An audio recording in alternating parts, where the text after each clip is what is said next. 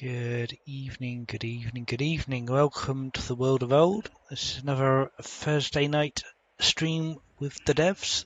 I am Fluffybunny from Mohawk. We're going to be doing something a little bit different today. So instead of actually playing the game, I am going to be commentating on a duel between two of our community members. We've got Ninjaa and Siontific, both experienced players who know what they're doing. I've done a fair couple of duels before, so hopefully we should have an interesting game here and get some a good match going. So they're playing on the Median Duel map. So historically, this is Greece versus Persia, with the Aegean Sea in the middle here. But the settings for this match, they're going to be, each player is going to be picking a nation, so they're not limited to the Greece v Persia. They're also going to be picking archetypes as well. Some house rules for this game: no one's going to be picking Carthage, and archetype-wise, no one is going to be picking tacticians or builders.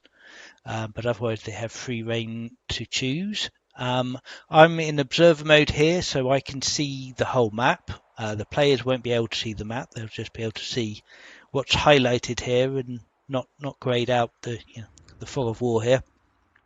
But I'll be able to see everything, and I can switch back and forth between players. So we're looking at Ninjaa at the moment, but we can just switch over to Siontific and see what he's seeing. But we will be able to see both players' units at all times in any event. So yes, I am at some point hopefully going to be joined by my good colleague Nolegskitten, but until then, we're off and hello, welcome to the stream.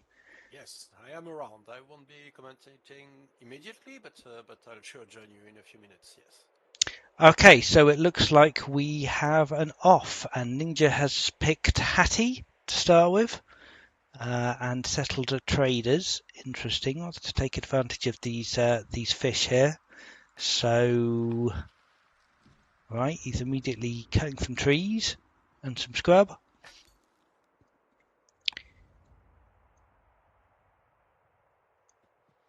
So he's got 13 orders to start with. It's quite a lot of starting orders. I'm not quite sure why we have quite so many. We're on prosperity level modest.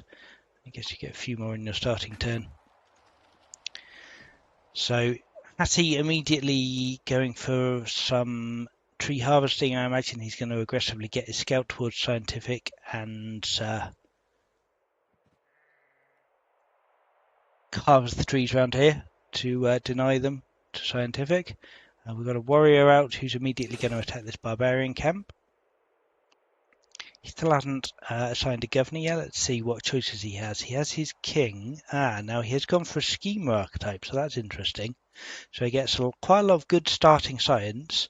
We are in competitive mode, but four wisdom gets him 6.4 plus another tiny percentage in his capital, so that's not too bad. See, starting those nets already, which is always a good idea for a trader seat, and he's ended turn. Right, so let's go and see what Siontific is going for. Let me just let Siontific know he can start.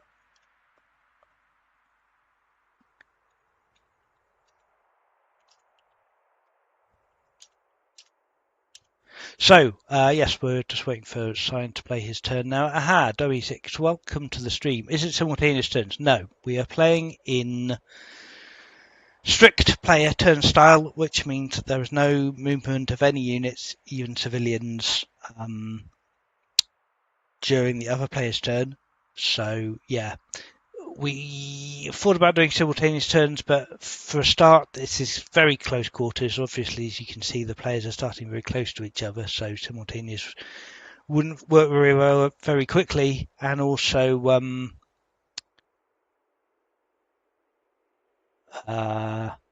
it's just easier to observe and see what's going on when we're playing in turnstiles. Welcome, Mojo. Good to have you here. Let me just check Sion is on.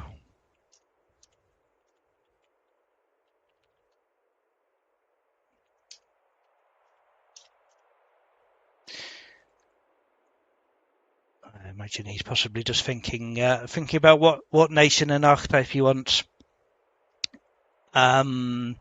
So Hattie is an interesting choice. So what are the families that Hattie can take? Let's just switch back to them for a little minute and check the Hattie stats. So Hattie gets 2 civics a year in all cities. They can remove vegetation with all units, which we've already seen with the scout, chopping down trees, and they ignore hill movement costs. They start with ironworking, husbandry, administration. We have got starting text on, so these are relevant. They've got some shrines, training, culture, healer, and ranged units get an extra level. Not bad. They got the heavy chariot, which is a routing horse unit, which is quite strong. They have riders, landowners, patrons, and traders as their families, and they've settled traders. Right, it looks like Siontific has settled. He's gone for Kush. Looking forward to the stream. Having an erase for a dual game is great. Hopefully it works. It's a bit experimental, but yes, please let us know if you enjoy it. We can certainly do some more of these if it works. So yes, it's going to be a Kush versus Hattie game. Siontific has picked a hero leader. Right, so we've got a schemer versus a hero. That's interesting.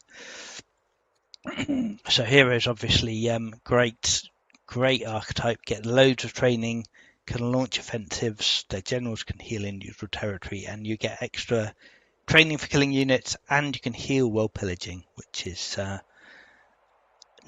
generally not that important a benefit, but in this game may well be. And he's a wise hero. Interesting. Right, so Siontific is starting a shrine.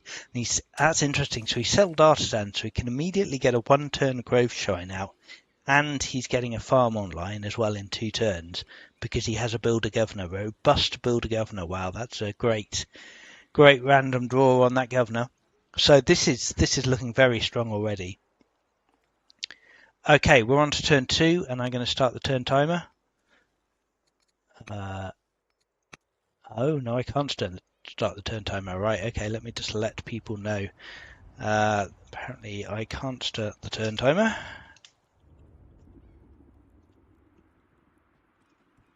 Please unpause. Okay, so I hadn't quite realised, of course, as an observer, I don't have the ability to change the game speed, which, of course, makes complete sense. You wouldn't want observers to be able to go for that. But yes, the timer is starting now. Perfect.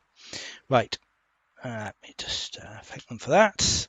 All right, so a bit more scouting. So can Hattie see? So Hattie still can't see Kush yet. They're still listed as unknown, and as soon as they make contact here, that will change, and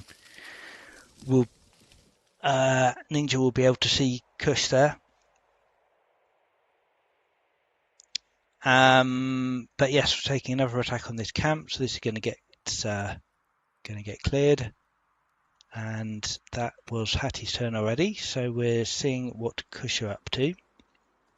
So yeah, 1-turn shrine. That's interesting start. It's going to be a lot of growth. So he's getting his settler out in 3 turns, as is Hattie, of course. But yeah, it's a nice bit of growth. Up to 13 growth already on turn 2 is not bad, and he's getting another 2 next turn. All right, they have met. And of course, Hattie has a schemer, so their scout is still hidden, even though they've double chopped the trees. That is quite a nice combo. Hattie and their tree chopping ability and schemers always being permanently invisible means he doesn't need to worry about the scout ever getting seen. He can just jump around all over the place and chop trees down. So we're getting another 1-turn shrine for 0.7 orders. So why is he getting... Oh, of course he's Kush. Yes, so he's getting 50% extra out of that shrine, just getting 0.7 rather than 0.5. So this is looking like a strong start for Kush to me. Got a hero slinger out. He's looks like he's coming up towards this Bosphorus site, which is going to be highly contested. Both teams want this, and it's looking like Sion is in a much better position to grab this site at the moment.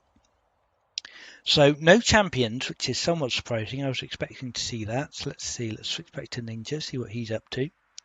There's not a lot he can do. He's already attacked with that, so mainly he's just chopping with the trees, which I'm sure Sion is seeing these trees disappearing here, and well, he'll know exactly what's going on. We've got an event choice here, so he could get a court minister, but he's already spent the orders, so we'd have to buy some training if he wanted that.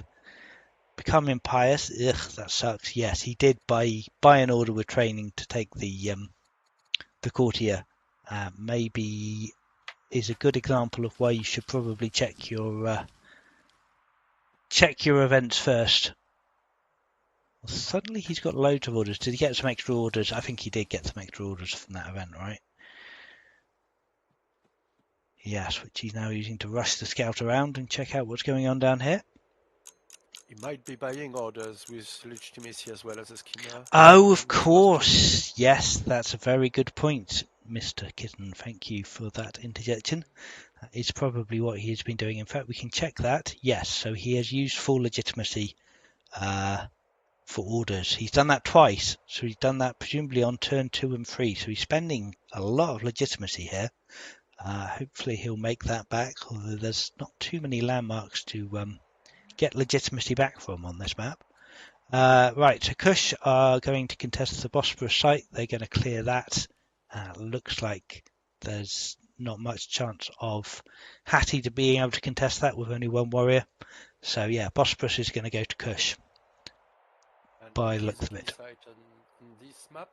And also, I'm not sure exactly what Sion has in mind, but he's racing to aristocracy, which he can do because he's Kush, so starting with divination, and those one-turn shrines means he probably has um, a good chance of grabbing Zoroastrianism if he wants to, which often also means a free ambition. And as an artisan with early paganism, he's also racing in culture. So I don't know if he dares think about the top level culture wonder that there are in the game. Here the Colosseum, one Sion is known to appreciate. Um, but yeah, definitely he's taking a bit of an advantage in culture at the moment in his capital. So earlier rush maybe, and and all the goodness that comes from cultural development. Yeah, for sure. Sion does love his culture play. Aristocracy is always a good early pick for science because you get the centralization law. As Dob mentions, he also gets the Kushite pyramids, which is an extra legitimacy and civic spur shrine. So it's definitely doubly beneficial for Kush to pick up aristocracy. Um, he does also love his bonus cards, so we might well be seeing him rushing towards one of them. So both nations have cleared a barbarian site already. They're facing off against each other. The Sion's Slinger is a lot healthier than Ninja's Warrior, so if it comes to a conflict, Sion will win this unless the Ninja's Warrior can stay in the forest. But I imagine they will not be going for a very early direct conflict. Well, possibly Sion will push in and try and fight Ninja, but we will see. Yeah, I think it will be hard to catch a warrior with how many orders the skimmers get, but yeah, we'll see. So one thing, Interesting. I didn't expect a trader founding. Interesting. So there's a lot of issues and net resources to be had, but yeah. yes, I mean no champions at all. It's frankly quite surprising to me. So yeah, traders, landowners is unusual, but we will see. Maybe they have some interesting schemes that they're in their heads. Certainly, traders gives a good amount of money to start with, so he's already got actually not a huge amount of income. But he's getting his elder shopkeeper. That's an interesting pick straight away. Getting straight for an elder shopkeeper for 8 years, not building any military at all. So he's staying Mm-hmm. on. Indeed, yeah. I'm not sure why you expected champion. I would have expected them too, but for the defensive bonus, so if you lock down the the Bosporus, the Byzantine site, and some others, that's very strong. Also, there's quite a bit of ore on the map that would get value out of that, including their two capitals. Um, Is that what you had in mind with the champion expectation? Yes, I mean, I was certainly expecting some early conflict, and I'm sure we'll still see some early conflict. But obviously, champions excel in that, and they get their huge training push. I have just turned the audio volume of Kitten up, so hopefully that helps a bit. Kitten, can you say something and we can check audio again? Yes, I also realized that my microphone was a bit further away from my mouth, so I should hopefully be a bit clearer now. And thank you, Salva, for giving feedback on the audio. And Artem as well. Hopefully that's better. If that's too loud now, then let us know. Artem says nice. Okay, good. Good. Right, what's happening in this game? I've lost the thread of it already. So Sion he's got 2 shrines up. He's working on the ore. I don't know what this worker here is doing. I guess he's run out of orders.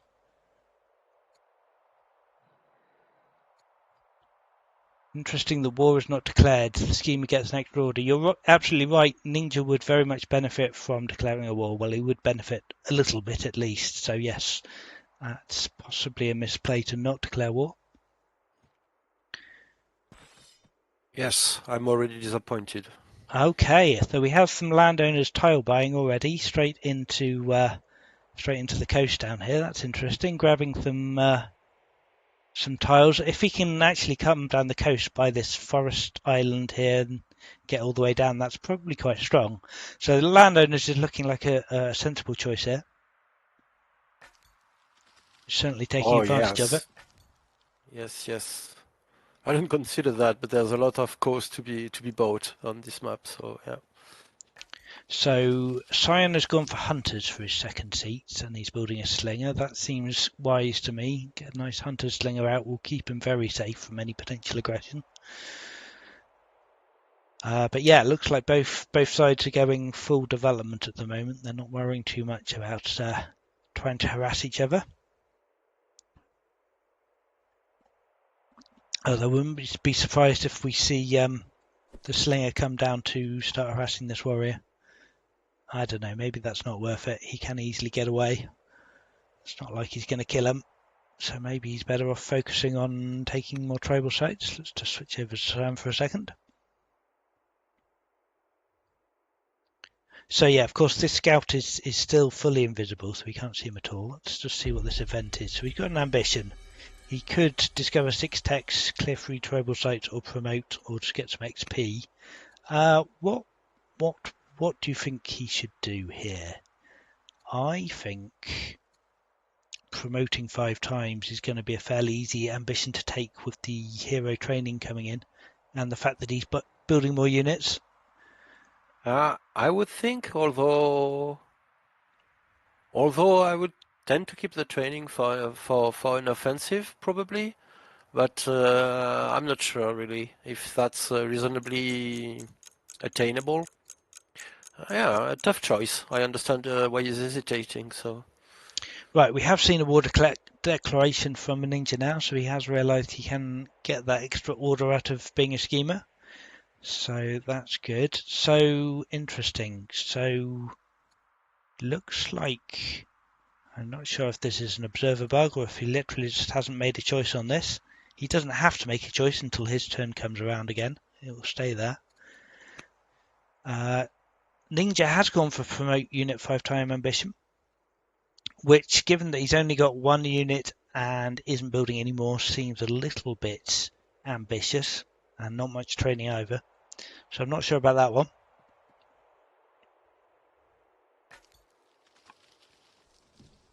Let's see, scouts cutting and buying. Right, so he's bought down to that gems already. Okay, this is nice. And he's going to buy this scrub tile as well. No, he's going to grab these pigs. Oh, yeah. So he's practically subsuming this site already before Sion can even get down there. That's a nice move. I like that. So he may not be being aggressive militarily, but he's being very aggressive with his land grabbing there. definitely, I should have thought about that because there always was definitely island hopping opportunities on this map. I guess it will be on Sion to prove him wrong with actual military aggression. We'll see how that develops. Yeah, we see a first blow here, so Sion has taken the opportunity to take a swing at the warrior there, which I think makes sense. He needs to, he can't just let him permanently come there. Although this invisible scout can just keep buying tiles, there's nothing he can do about that whatsoever. So that is interesting. Let's see what he went for. So Sion went for the clear free tribal sites ambition. So that seems quite doable, but suggests that that is what Sion is going to be focusing on rather than trying to be particularly aggressive.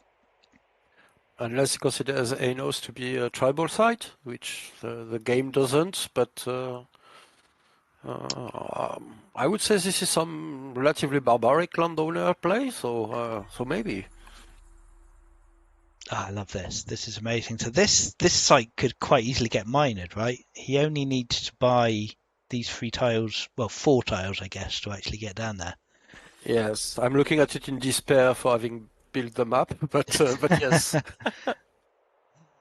He force marched. He probably has still spending legitimacy for orders and doing a lot of force marching, I imagine. Let's just check. I've not been paying attention. He has only bought orders twice. Yeah, and I also got quite a bit of legitimacy from finding landmarks and all that, so you can definitely afford to do that a lot more if he wishes to. So I think Sion should probably like go all out and push for the city. I don't know if he's identified that. The Let's city see. that Hattie's trying to mine here. The Londoner seat. Oh, you mean attack Anus? Yeah. Right. Yes. Yes. Yes. Well, I mean, is it even worth trying to settle the city site now? Do you think, from Simon's point of view, he's obviously lost a lot of territory there. Uh, probably probably not. I'm not sure about that, but I think going all out unit production, maybe after completing the settler, but even that I'm not sure. I think it's a red herring. He's losing time by clearing tribes, essentially. And if he can gather maybe 4 units, potentially enough for an offensive if he can kill anything, and take Anos, that's probably his best shot, because those minor cities will be impossible to take, right? Once they are minor, they are minor. They're not city sites anymore. But everything depends on that landowner city, which for now is undefended. So Yes, very true, very true. If he can take Anos, then he does grab all of this territory as well. I don't know, it's a tricky position. If you go all in on taking a city, then you really need to go all in on it. Um, yes, it is risky. You should probably like cancel or push back the settler by everything he needs: slingers, warriors. Obviously, Anos is hard to attack because there's only 4 adjacent land tiles, so cannot like make very good use of it. Possibly with zone of control on the mountain, he cannot even go beyond the marble, so only 2 tiles in contact. So I don't know if that's doable reasonably, uh, yeah, but yeah, it certainly the needs situation is slingers, worrying for sure. Yes, yes. which he is, building at least and has a starting slinger, so that's good. But yeah, I don't think he definitely needs more military. I think he needs a third city. I think taking out another camp is the right play, and then perhaps switching to military production after that. Yeah, probably taking out the camp provides a bit more training as well, a bit more XP for his hero, and he cannot quite do anything else with his unit at the moment. A single one is definitely not enough to take a city, so This yeah, is probably. uh, this is going to be problematic, right? Though he's going to take 8 HP damage on the tribal turn. He's going to be on 3 HP. He's not going to be able to take that site and live.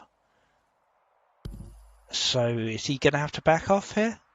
I don't sure Might what the be. I'm plan not is sure what here. his plan. Yes. Doesn't look like a strong start, that's for sure. Let's see what's happening here. We've got a border dispute in Hattie. He can get a wisdom point for some gold, or he is charming, so he can just get some legitimacy and happiness. That's probably a good option. And slavery. He also has the opportunity for a free slavery law. That seems worth taking to me, even for the discontent. Yeah, I would agree. And even if you wanted to opt for freedom, when you get a free law, because the cost of switching law is lower now, it would still make freedom cheaper to adopt when you get there. So it's almost always valuable to pick a free law um, like that. You get to make garrisons and unique units earlier, and it's also simply cheaper in terms of civics to adopt the law, even if you want the other one. So This is an interesting choice, though. What did he take there? So he went for the 40 happiness and 2 legitimacy. The other option was becoming bold, which is another couple of points of courage on the leader, which looked quite nice too. But that does at least counteract some of the discontent he just picked up in Pella. That's not so bad. He's 2 turns away from an elder shopkeeper now. He's got 28 science a turn coming out. He's got the seer is giving him a fair bit, plus a 5 wisdom leader. Compared Cush's 19, yeah, so he's quite a way ahead on science. What I don't know is if we have a look at the record screen, can we see all of the stats for both competitors? No, we can't see both at once. Presumably we'd have to switch back and forth to see that. Right, so yeah, this Cush settlers slingers had to back off, which is not great for Sion at all. Moving a worker up there to attack, I guess, so these guys don't heal. Right, so he's going to use the worker to tank an attack so he can then come in and clear the camp next turn. That's probably next not a wave, yeah. bad play. That's clever, yeah. A bit unfortunately, he has to do it, but better than not clearing the camp. So the warrior of Hattie is backed off and healed. I'm not quite sure why he's backed all the way off up here. Doesn't look like he wants to mine at this site now, or at least now he's got all the resources. Maybe he's happy to either just ignore it or let Sion take it. I wonder what Hattie's next play is. I suspect I would be clearing another camp and settling if I were him. He has got a settler here. Maybe he'll just settle this site himself. That's maybe not a terrible plan. Hattie still... Yeah, well, part of his plan seems to be to deny the good life, and that would participate in that. Although he might be close to be able to reach behind the Persian lines with the tile buying he's been doing. So, or his finances still 260, quite healthy, but probably tiles buying is starting to get a bit too prohibitive. Trying to push Yes, further. that's a good point. Can we see how much tile buy? Yeah, it'd be 360 for this tile here. So yeah, it's not like he can't afford it by selling stuff, but yes, it's maybe not the highest priority. I'll be interested to see if he does settle this site. It looks like he's starting to clear barbarians down here, although it's going to take a little while. Certainly, the settler will be ready before he can clear it. Yeah, I would assume he's going for Aten. Those are good sites. So yeah. So third family, and Sion has settled landowners. So he's got a landowners, artisan, hunter, Kush setup going. So Sion is now on 3 cities with 1 developing compared to Ninja's 2, so that's not a bad position to be in. Obviously Ninja will be catching up with another settler coming out next term. But Sion Indeed. has now got his second military unit out, so he could perhaps start thinking about being aggressive. I suspect he'll... Yeah, and I think Slinger in the capital as well, just a walker in the freshly Yes, settled city. yes, I see that. That's yeah. I suspect he might still want to clear another tribal site first before these 2 more slingers come out. He could fairly easily clear this up and maybe clear this site. Although if he's Yeah, not building another possibly. settler, maybe that's not worth doing. Can we check if he has a commander available for his other Slinger to benefit from adjacency? I would imagine we could. Add general, let's see. He's got a tactician. Tactician, that's not bad. And a zealot. Well, a tactician isn't bad when fighting warriors for sure. And zealot is decent. Yeah. This warrior here still has no general on whatsoever. I guess he's been spending all his training on marches. And Ninja has misclicks. I'm not quite sure what he misclicked, but a mistake has been made. I wonder if it was settling. Yes, he settled a landowner. So he didn't even want to found his third family, but he has settled the wrong family there. Yeah, I can see traders would have been quite nice there. but he has given up his third family, so he is getting discontent now from not enough family seats. Too discontent in every city. Yeah. Yeah, being on a time limit certainly allows unforced errors. And obviously we're seeing them now. We haven't got any Yeah. city production in any of these cities yet. He's still got 2 events to deal with. He's got 14 seconds left in his turn, so yeah, he needs to Yeah. hurry up. And he's not done anything with this warrior yet either. 11 seconds is short to deal to go through the 4 stages of grief. So 5 stages, sorry. Oh, he just managed to move that warrior away, but not heal it, so that's unfortunate. It's lost quite a bit of tempo there. Let's switch back to Kush. So what's Kush building? We're getting a military training shrine coming out here. So yeah, he definitely wants to pump slingers out of Byzantium, get some nice hunter slingers going. Still clearing up the mess here, and I guess just healing up there, yes. Yeah, so we're finally seeing a warrior build in Hattie. We're getting a stonecutter impeller and nothing in Embracia yet. So yeah, looks like Kush is definitely going for the military play. Whereas, Well, not much of a choice, I'd argue, but with picking a hero and getting contained by massive seaside expansion from Hachi, so yes, it looks like, yeah, Hattie looks like to have secured a little bit of land and is now settling back into some economic play. He's got his elder shopkeeper up, so that will have boosted his science anymore. Kush is now on 20 science compared to Hattie's 35, so he's got a lot more science income coming in. His and money's looking pretty healthy as well. Let's just compare. I don't think Sion can afford to let that go because the massive logistics movement advantage Hati will get out of this coastal spread is well, the answer in the first part of the sentence is massive, so that would be very painful to deal with later on when Hachi gets a chance to build the military. So yeah. For sure. Hattie's trader landowner play grabbing land tiles using the trader's money presumably needs very careful play. Let's see whether how much damage the misclicks do. I think he's misclicked founding the wrong family there, but yeah, I don't. This is looking strong. I wonder if anyone ever settles this city site. I wonder if this just gets left now. This is an interesting situation. But yeah, Hattie has very easy access. If he decides to siege Sardis, then he's got pretty good access to come into there. And yeah, so I mean, Kush is forced to really. Kush is forced to militarize because just because of Hattie's movement, as Kitten was saying. So tech-wise, what are we looking at? It's going for divination at the moment. Oh wait, what? No, this must be. I'm looking at the wrong person. Ninja is teching divination.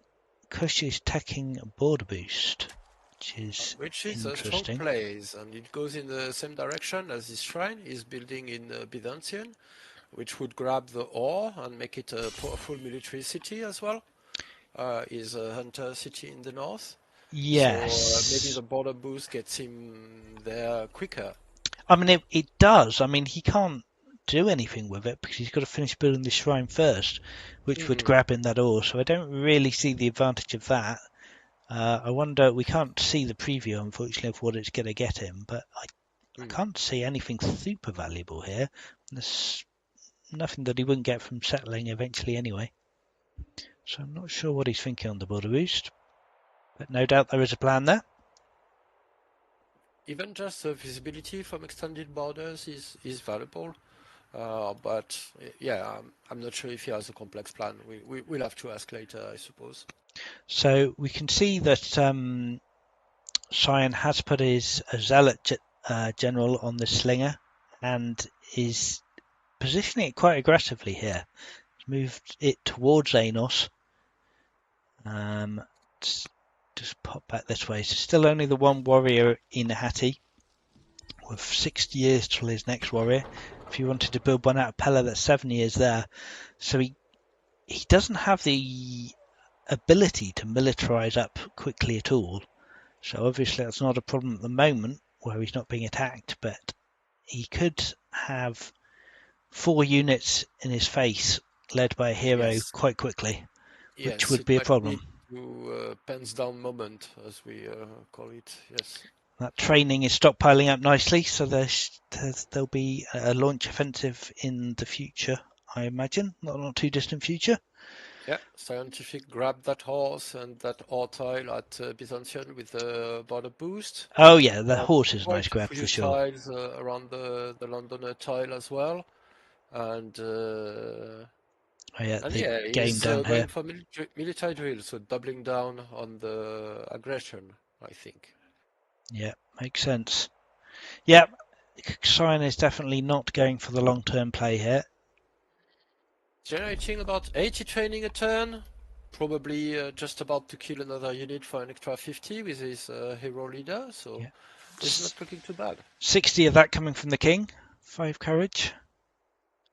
So robust, educated, impulsive artist hero No with a less. with a hair of Prince Baby, not yet named. There we go. He's named him Shibitku, Prince Shibitku. Slingers are with Sentinel. Indeed, yes, the Sentinel bonus is very nice on the defense. Won't do a lot for him when he's attacking, although if he can push his borders up, then potentially he can still get some use out of that. So yes, Sentinel is 20% strength in national territory, so he does need to be in his borders to use that. It's a bit And unfortunate that the Slinger is not in national territory here. It'd be much yeah, better off on this tile. but I think he's going. Yeah, I wonder what he's thinking. If he really wants the site, or if he wants the training from killing those units as much as the ambition and the site itself. Would be curious to see. Anyway, with solid push at the moment with 2 more slingers. We'll see how many more we see. Should be Yeah, interesting. I That imagine. training shrine will complete. After that, I assume it's the ore tile even before the barley. We'll have to see. Yeah, but he will need to protect that. He is at war with the Thracians, so yeah, he will need to protect that because he will Yes. start drawing some aggression if he tries to mine that ore. But yes, I imagine he's building up experience and training from these kills. It doesn't look like he desperately wants to settle them. He's not building any settlers, so he's decided he can't really do much to Hattie at the moment with only the 2 units, and I would guess perhaps he doesn't want to tip off Hattie that he's coming for him. He'd much prefer to have a strong surprise attack rather than bashing away for ages and warning him that he needs to build up. Yeah. On the other hand, he's probably aware that there's a scout that's probably hanging around these lands. Well, the scout is Heading way for over here at the advances. moment, yeah. So Ah, he's yes. not paying a lot of attention, I don't think, to what Sion is Yeah, doing. seems to be deny harvesting, maybe, or something like that. I would guess he's just harvesting and chopping, although I don't see a lot of chopped trees around here either. Or possibly Hattie is now a little bit short on orders for doing what he wants to. His warrior is still healing up here. This is starting to look painful to clear with 4 units and 24 years till the encampment. But yeah, even with 2 warriors, this is going to be. It's going to take a little while to clear out this mess. So it looks like they're both going to be on 3 cities for a while. Building a festival in Pella is wild. I imagine he wants a fisher. Yeah, he's 2 years away from his next citizen. But yeah, this is a very, very greedy, I would say, economic play here. Going for the Indeed. build-up.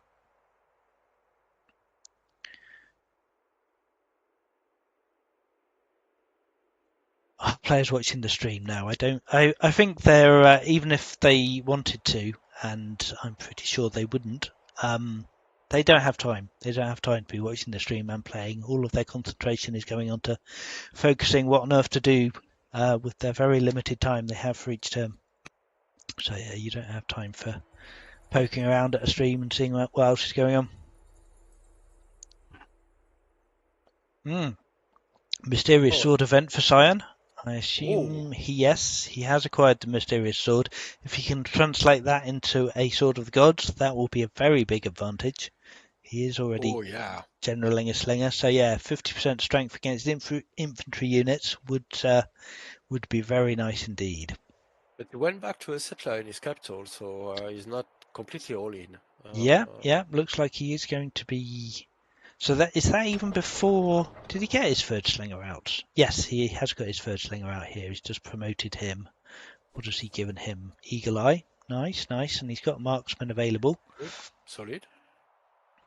That could bombard Anos from the southern coast without penalty, so that's more Yes, attack surface from him. yes, Right. definitely. Ranged units are going to do well here, and especially the more range you can get, and more you can focus, can be very nice.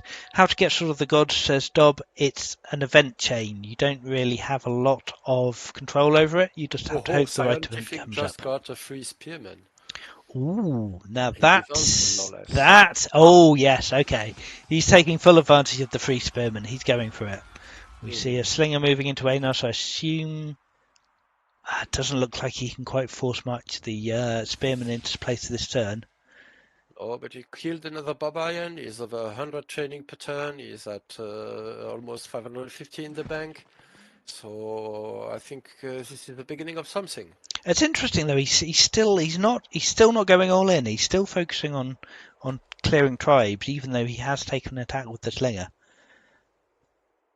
Yeah, maybe a bit of tunnel vision. There's time pressure, so he has his units around the tribal site. Yeah. Yeah, to be fair, he has enough to clear up here, so he can harass as well. And then perhaps if he can draw a unit out at Anos, then he can surprise him, because no doubt Ninja will not be expecting. Oh, Ninja can actually see the spear. You can see if we show the player Yeah, vision. or tiles from borders, so I expect he can. But a Yes, bit of XP on the spearman won't hurt, and poking and forcing a reaction is maybe not the worst, or yeah, forcing the city to repair, delaying a potential build. yes, that's a good point. Of course, I forgot we get XP off this shrine. So yeah, he's going to be stacking up for promotion. So okay, so he has pulled a warrior back to defend. So that is frustrating Hattie's ambitions to expand. So that's, certainly not ineffectual, even though he's not going to take the city. He's causing Hattie problems nonetheless. Indeed, I must say the duel started with a lot of tension from the beginning. I didn't expect the landowner play from Ninja, who, for full disclosure, wanted to have the Greek start, so I'm pretty sure this is a strat in a can that was prepared in advance. But yeah, interesting. We'll see how that develops.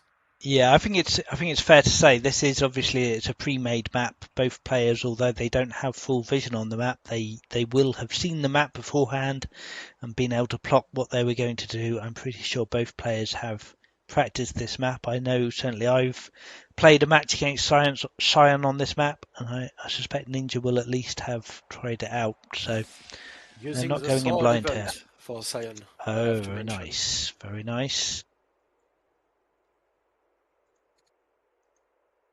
Well spotted. Yes. So using the sword's a random event that comes up if you get the mysterious sword. One of the options is acquire Sword of the Gods. Immune to critical hit plus 50% strength versus infantry. Amazing, amazing get for Sion. This is I would be scared if I was Hattie at And this I'm point. seeing dealing with these events at the end of his turn. That's why you don't do it. You would have done a lot more damage to these tribesmen or to whoever if he picked the Sword of the God first. Yep, But yeah, absolutely. Deal with your events first, people. Very important tip.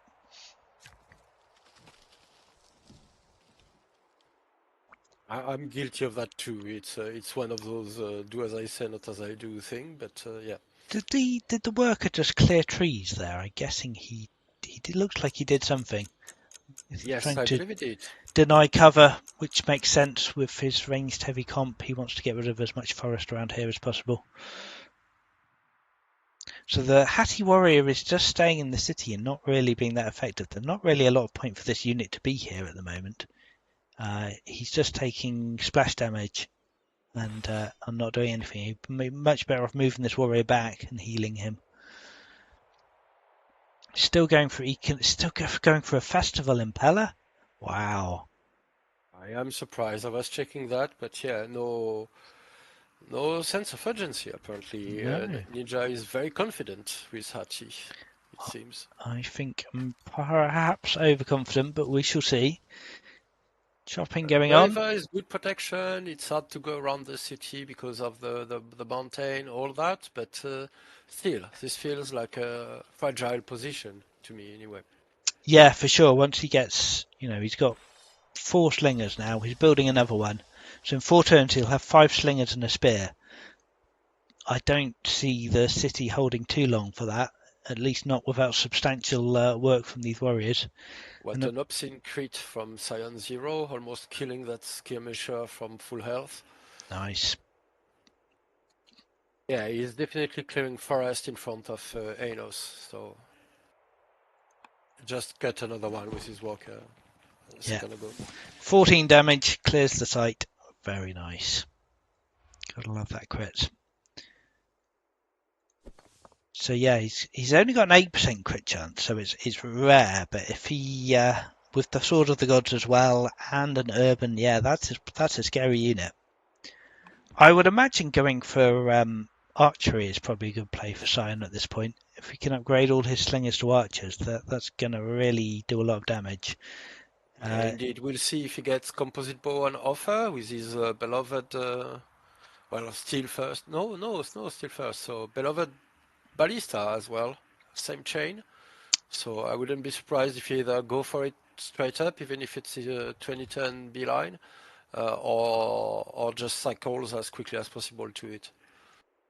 Yes, that is very much my expectation. The archery, free ballista, archers would be good for Sion at this point, I think.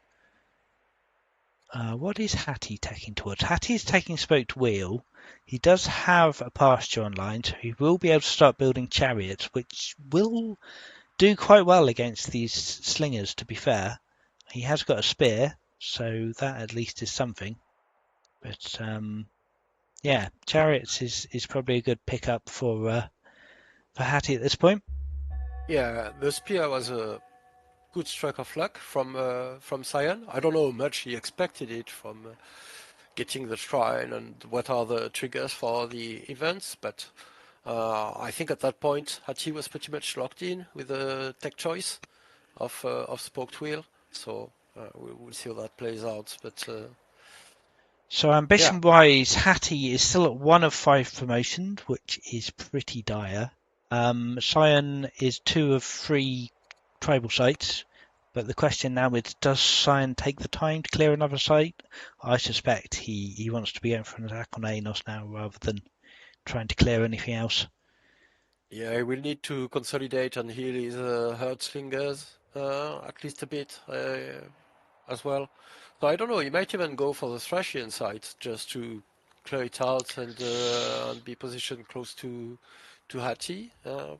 We'll have to see. Maybe. I mean, it's not very tempting. It's not a good site, and it's interesting Yeah, he hasn't bothered to try and mine this ore here.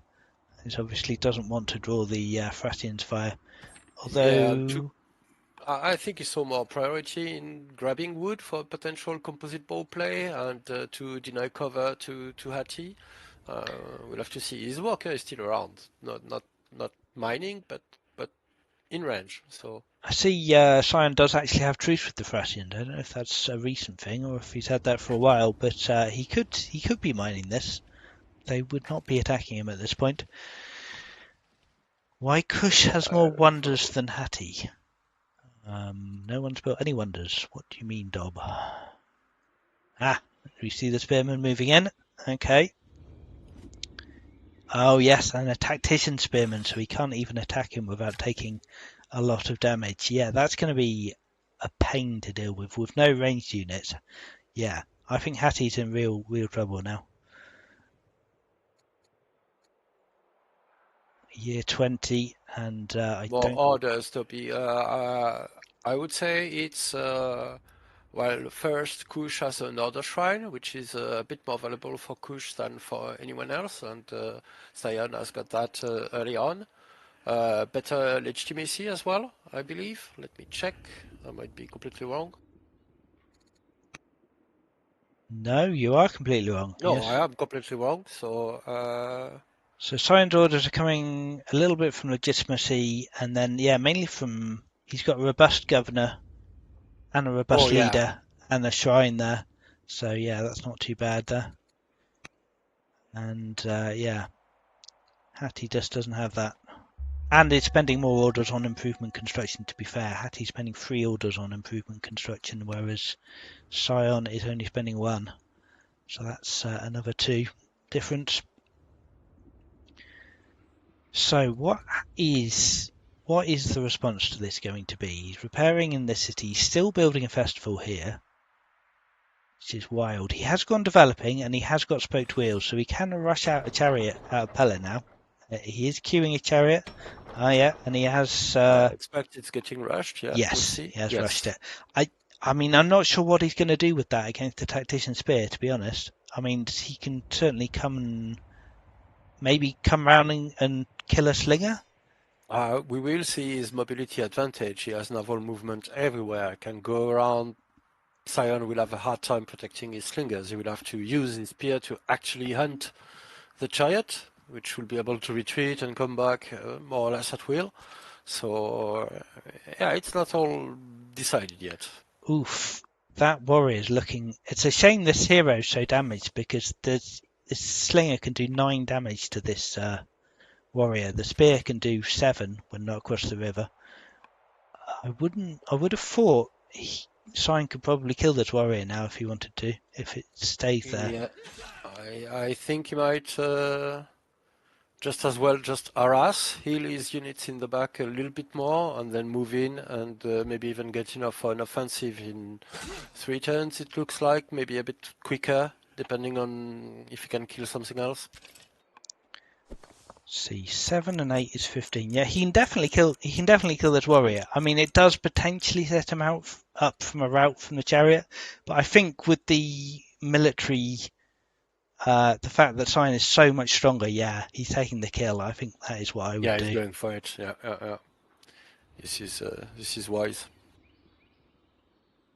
Question is where he puts his slinger. See, that is probably not the best place. I think putting him up here would have been better because now, yeah, he is opening himself up a little bit for a route there. But first Can kill, protect himself with his last slinger, maybe? nope. No, he's not doing it. So I think that was perhaps a little bit of a misplay, but he has killed one of Hattie's 2 units, so that's certainly worth doing. Even if he loses another unit to a slinger, he'll probably be able to take out the chariot with his spear. Yeah, that's probably a momentous decision incoming, depending on what the chariot does.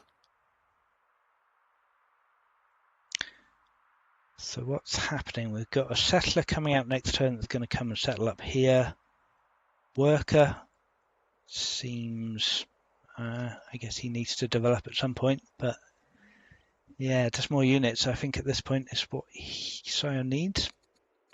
Keep the momentum going. Right, Attie's time to respond. He's got 2 minutes to see what this chariot can do.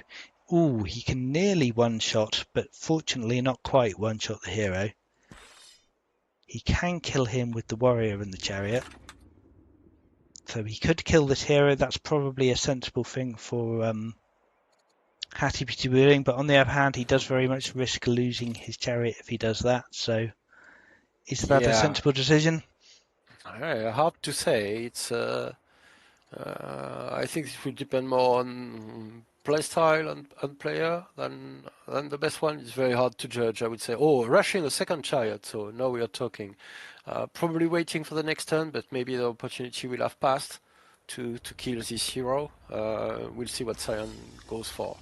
No, he's just healing up. Yeah, I imagine Sion is going to retreat and heal up at this point. There's no point throwing away units. Double chariots. See, chariots at least can clear these barbarians quite quickly. But yeah, Sion has over 1,000 training now, so he is absolutely go for an offensive when he wants to do it. So yeah, I don't think he can one-shot the city, but he can't be that far off it with an offensive.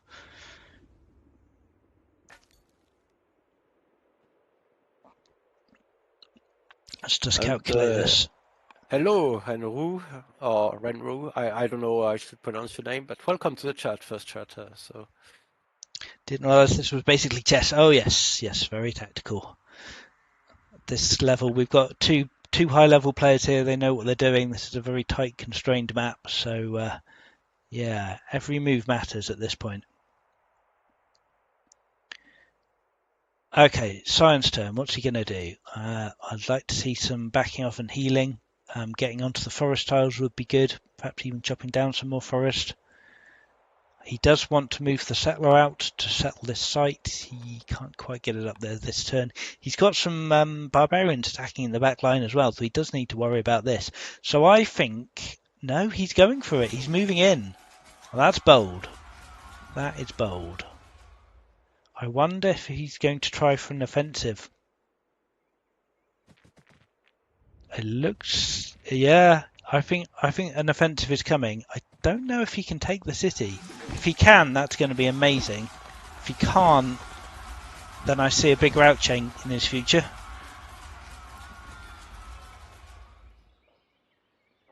Okay, yeah, there we go. There's the offensive. All the cooldowns have been reduced, so they can attack again. Yeah, I don't think he's quite got enough, sadly. It's close. Right, one more. Oh, he's got a crit on the slinger. Oh, maybe. Oh, that's got to be frustrating. yeah, because Can he? the city is forfeit next turn, but he cannot. The chariots still have naval movement to wrap around and potentially route. So there's only one melee unit that can attack the hero, but maybe it's enough. We'll have to see. So close yet so far, indeed. Yeah, that is a shame. If it was, yeah, the tightness of the train. If the slinger could have moved in and got next to him, he could have taken that city this turn. But because he had to take the attack from further away, and he had to do it in that order to utilize the crit. Yeah, but I don't think the two chariots are enough because only one can attack the slinger, so he's probably safe from a rout, and the city is forfeit one turn later. 3 EV chariots in 3 turns from Hati though, so there might be a reversal in the not too far future. But yeah, that spear was a huge get for Sion, of course. That's going to help massively dealing with this chariot spam of Hattie's.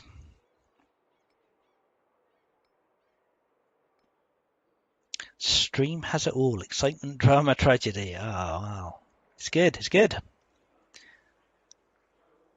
So yeah, this city is going down indeed. So Hattie is going down to 2 cities. That does not bode well for Hattie. A strong start, but yeah, Hattie is still focusing on clearing down here. He's basically given the city up. There's nothing accepted. There's nothing he can do to protect Danos. Not even going to try. Which is probably wise at this point. But yeah. Yeah, that's maybe a suggestion. Maybe when the host is observer, we could have control of the timer, and maybe even music. Players are not cooperating and researching drama, but there's no reason to deprive or good viewers of music. Yes. I was saying on Discord that observer mode doesn't get used very much. Certainly, we don't hear about observer mode getting used very much, so it doesn't necessarily have the most features. But if people are interested, and we do some more of these streams, perhaps we can look at incorporating some more features if it becomes more popular. So, Siontific has taken Anos. Okay, that's great. So he is now on, or when he's captured it, he's going to be on 5 cities with this settled as well to Hattie's 2. I don't see how Hattie can come back from this, really. Even with the heavy chariot and the 2 chariots, He can maybe route a couple of slingers. Yeah, he can probably stop his advance. He can probably Yeah, stop I can. Pella from falling. I think at most he can hope for a misplay from Sion, but with a slinger, with a zealot on the city, so making it very hard to one strike, and the tactician spearman, it will be hard to get back. Basically, he has to hope for a mistake on his opponent's side, and obviously Sion just got the denied the naval movement and in 3 turns. If everything goes to his plans, he will benefit from it as well. So have easier reinforcement from his capital and he's making a slinger there. And of course, this So this city site will get minered when the borders collapse here. So that's quite yes, nice as well. yes. The borders will collapse. I see it now. You're right. That's an extra 2 VP just for psychological pressure.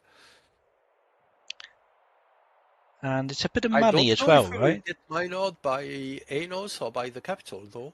I guess it depends on the border collapse, probably. Yeah, not sure. But yes, it's all that time and effort and money Hattie spent on buying these tiles is unfortunately not really benefiting him. It's actually going to help out Sion quite a lot instead. So still clearing at least relatively quickly down here now, although this skirmisher behind a river is going to be hard to take out. And this barbarian encampment's looking quite hard as well, although certainly the heavy chariot will clear it out reasonably rapidly. He's getting a settler out in 3 turns. The chariot's coming up here now. He's not. That's interesting. He's not focusing on one side or the other. He's kind of splitting Yes, his attention now. I was going to comment on that a bit. I guess protecting workers and borders, but this looks like uh, not as deliberate, maybe, as it should be, focusing on one camp and then another. Yeah, well, I guess obviously losing a city and his warrior is quite a blow, but his 2 warriors actually. So yeah, not sure how much all ninja feels, but this is a bit heartbreaking, of course. Yeah, so from Ninja's perspective, Scientific is stronger but naive. So he has still got quite a good science advantage. He's got 41 science to Sion's 28. So Sion's catching up a little bit. But yeah, he has still the lead economically. And he's very rich. I assume, yeah, way richer than Sion is. Let's see, the research is coming up now for Sion. He's discovered drama. We have music, everyone. At least when we're observing Sion. So, that's something. Are you able to get one or both of them to join you on voice after discuss? We can certainly ask. Yes, that would be nice. How many turns do these duel matches typically go? It varies a fair bit. I imagine if Ninja gets dispirited, that's not a word. What word am I thinking of? I If he think dispirited works, but Dispirited, perhaps, is a better word than dispirited. Yes, if he loses his morale, then we could see a surrender quite soon, to be honest. But yeah, so a dual match like this, probably 50, 60 turns is typical, I would imagine. But yeah, could be over much earlier. So what is Sion doing? He's healing. He's settled his city here. He's now working on workers. He does still need to deal with this barbarian threat. He's taking attacks on. I'm not even going to try and pronounce that. Kitten, how do you pronounce this city? Ankura? I would say Ansira, but I have no idea. I'm just making it up. But I Ansira. can make it up confidently. Yes, it's Marvellous. Let's go with Ansira, Ansira. obviously. Cool. Where is Kush's scout? Where is Kush's scout? That is a good question. Kush's scout is way down in the corner down here. I'm not quite sure what. I imagine he wanted to come down here to get the legitimacy and discover everything, and has just not had the orders to move it back. He has had quite a few order heavy turns recently with capturing things. So yeah. I don't know the basics why he retreated the slinger. So question from chat: why did he retreat the hero to heal him? Couldn't he heal in the territory of the city being captured? He should have been able to heal, but possibly wants to deal with tribesmen that are harassing his backline and thinks that a pair of units at Enos is enough to hold the city for now. Keep in mind, he hasn't seen the chariots from Hati, so we know that there is a pair of chariots and a heavy chariot incoming, but Sion doesn't. So he probably expects some units. He's getting his first glimpse of the chariot in Pella, I believe, at the moment, but he doesn't know more. Know that he saw the chariot. We'll see what he does with his spear, but yeah, he doesn't know exactly as much as we do. Yeah, and I guess another reason could have been to protect him from possible attack, although of course with the 2 units blocking the territory here and having lost the sea control, it's actually quite hard for Hattie to get in now. He'd have to go over the top of the mountains or through these units. So the slinger is quite safe from Hattie's attack. But yeah, with such a strong hero of the gods leader, you definitely want to make sure he doesn't get killed. So it's definitely worth keeping him safe as possible. So Hattie's scout's just chilling around here, seeing what's going on. What just happened there? So Slinger's just come up, so he's finally getting some people around here to deal with this. Hero Sword of the Gods wielder is dealing some smackdown to these. So it'll be interesting to see what Sion does next. Obviously, he wants to clear this barbarian. He might even come and clear another tribal site. This might be a good time to clear this site here, finish Yeah, that would off his clear his ambition. ambition. Yeah, and as well, he's back up to 560 training at the moment, generating a bit less because he's making units, but he might as well deal with the backline while he's getting ready for the next offensive, if I had to guess. And that's probably a good play, yeah. So we have seen another slinger coming up here. So he's obviously wary of getting attacked by Hattie. He's trying to block off the territory. This is quite a nice spot to sit in because he can only get attacked over the river from most sides. It's only this tile he can get attacked without having to go over a river. So that's very nice. Hattie's got his heavy chariot out now, but even that can only do. Ooh, wow. Okay, that is a bold move. And going all the way round to route, that has to have been Yeah, a misclick. I expect he didn't know that the slinger was there, and so had to move from the north and then spend a forced march to be able to attack from the other side on the Yeah, slinger that was on top of the city. unfortunate, but that's not bad. He's killed a unit, and I'm pretty sure those guys are safe. And there's actually no that He's losing at least a chariot to the yeah spearmen on the city and whatever slinger behind. So yeah, yeah. So he's losing a chariot for a slinger, not a great trade, especially when he's that far behind in military units. Yep, not great. What is from Hattie's side science-wise to help him turn this around? Well, he's already got his free unit, so he's taken that. He's going to be working on more chariots. He doesn't have the civics to rush them. What does Hattie want to research? I mean, he's got the option to get phalanx. That would certainly be nice. He's going for portcullis. Why? yeah. I'm For not a sure what he's free hoping maceman, for. free onager, maybe? Maybe that's the only thing I see. Otherwise, Or he's heading for stirrups and really just going all in on the mounted units. But if I guess he can't build his UU, he's only got his 1-3 UU. He's still a long way away from being able to build them. Ninja stole my landowner's idea. Yeah, I guess Sion wanted to do the same thing. But yes, this has collapsed now. Let's have a look at this. So Militos has gone to Sardis. So he's got a minor city there. So he's getting 2 victory points, 25 money. He's losing 4 food, so it's not really that beneficial economically, but he gets the points, he gets all the territory, so that's nice to have.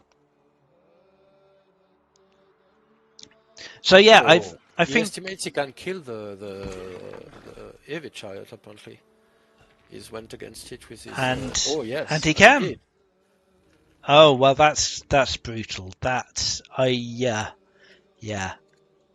Ninja has got to be a little bit sad about that, I would imagine. That was his one big advantage, that free UU, and he's just wasted it immediately. Yeah, Sion is going for monasticism. some unusual picks, I've got to say. I would not have thematic expected for a that. push, but not for a cutthroat game that is already a graveyard at turn 26. So yeah. Yes.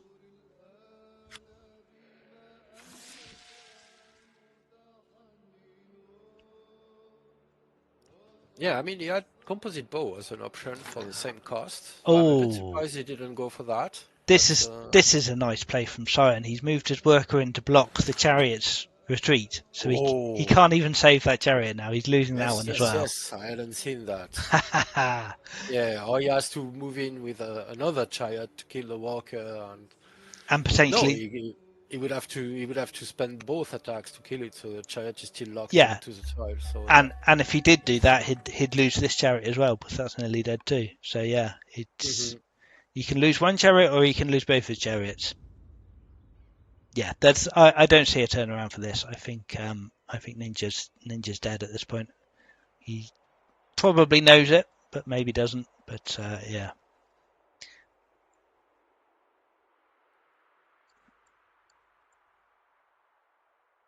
Definitely some interesting play with buying the tiles down here. I did like to see that. It's a shame he didn't really get to utilise it, but yeah, did not go early enough into military at all. I'm seeing some old chat, so let's have a look. Early heavy was another idea I had. I almost picked the Hittites. Sion does love his Hittites. Yes, he wanted his heavy chariot earlier.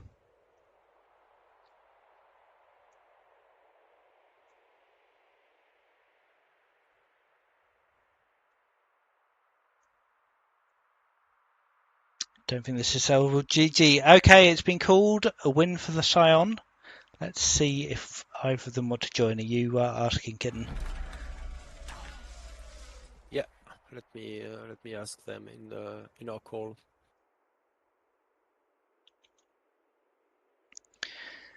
Why is Anos at happiness level 1? I would imagine he must have had an event that gave him a happiness boost there. Obviously, it got reset to discontent level 1 when he captured it, and then yeah, he must have had an event that gave him a happiness boost, possibly off capturing. All right, well, let's see if we can get them onto chat to have a talk about it. Interesting game. So yeah, year 27. Let me just see. Yeah, I think you have to pull them because you started the call. I'm not too sure. Yes, I have no idea how to actually do that. Let's see.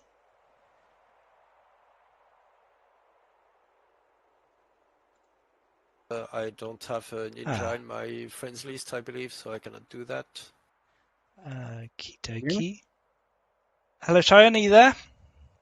This is Scientific. A good game. We are trying to pull in Ninja as well for a bit of debrief. Yeah, no, it was I got a little nervous there for a second.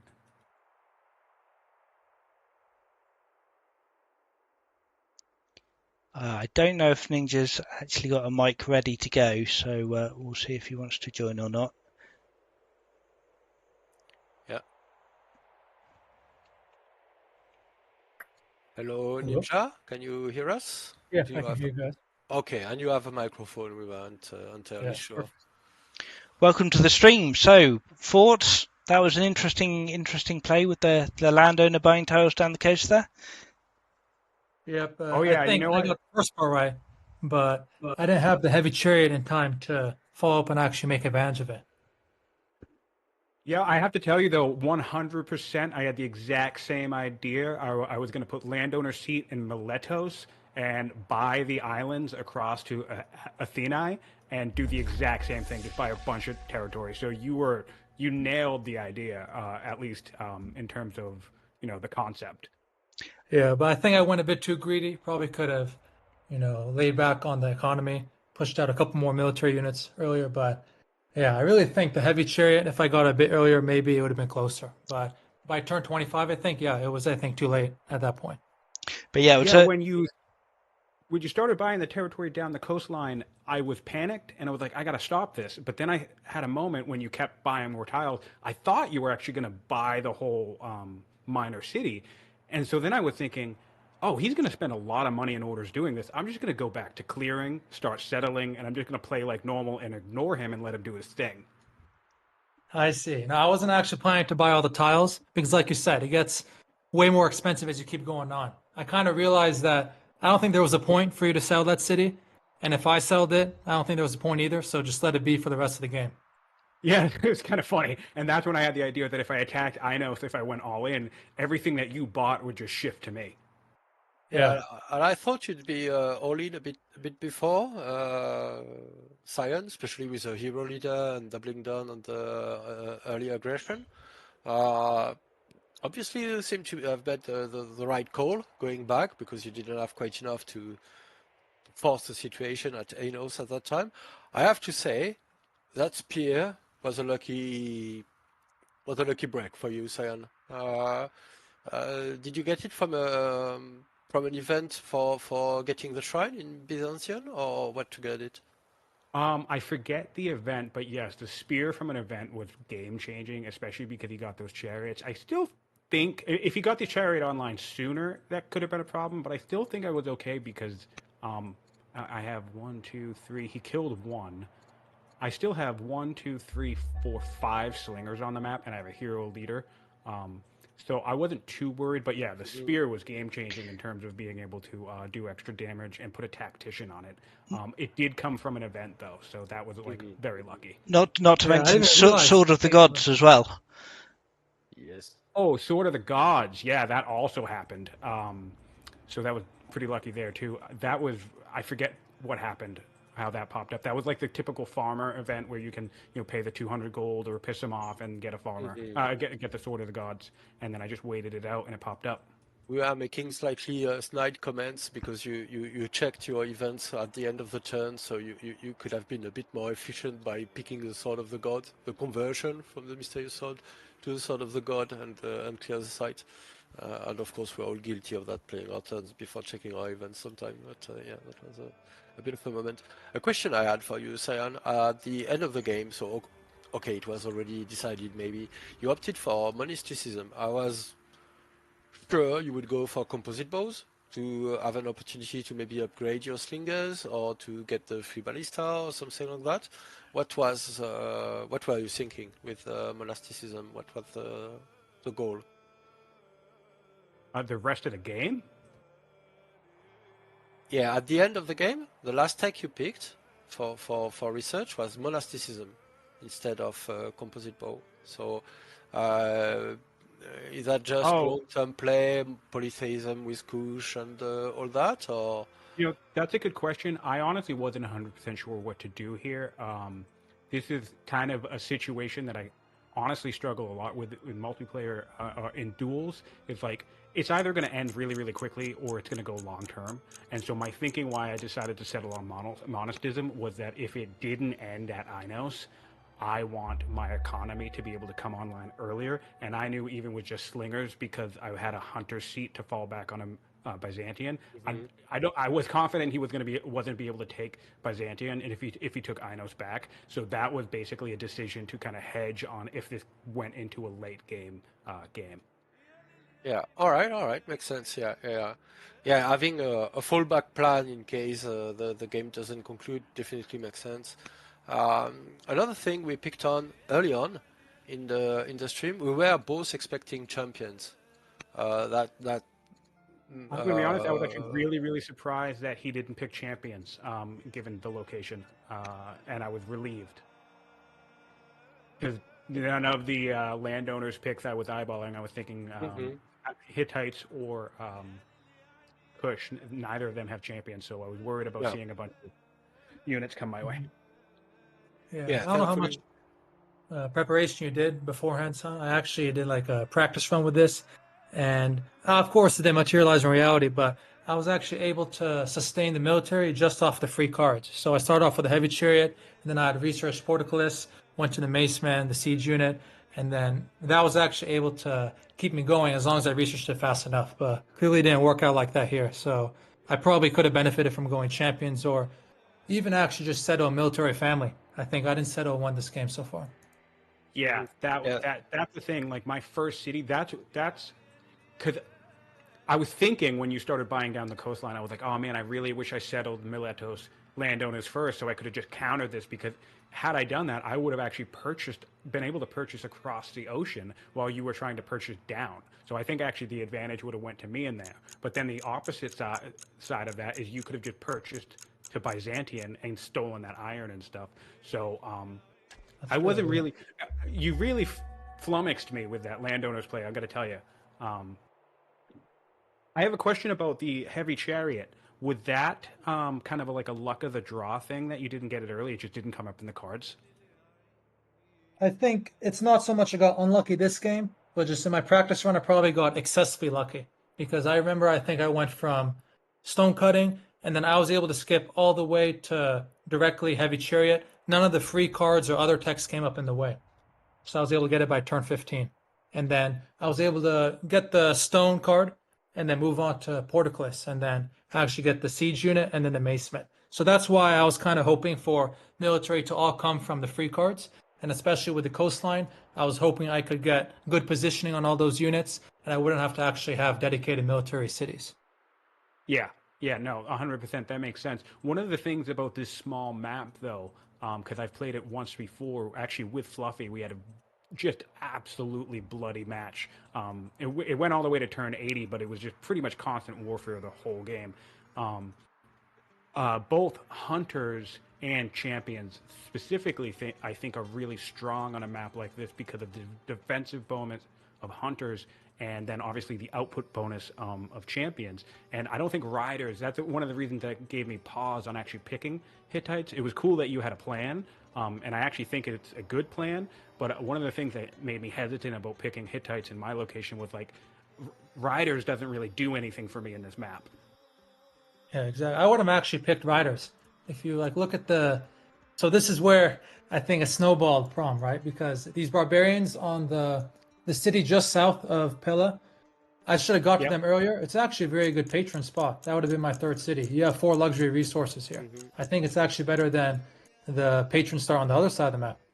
So yeah, Oh, sure. unfortunate that I should have probably went more all in on this, the city south of Pella, rather than split up the chariots. But yeah, if I could have gone that online earlier, it might have made a difference. Yeah, that's one of the tricks about this map because I feel like both Persia and Greek sides of the map, it's a question of who goes to Byzantium and when and how much pressure. Because if you go down to Athens, which is directly below Pella, then that leaves obviously Persia free to completely take Byzantium. So it's a very interesting. I struggled with that too, again, with deciding whether I should just plop my settler directly on Miletos right away. But I didn't want you to cut me off at Byzantium and just put a rider seat or something there and just have a military city right across the bay that I couldn't really attack.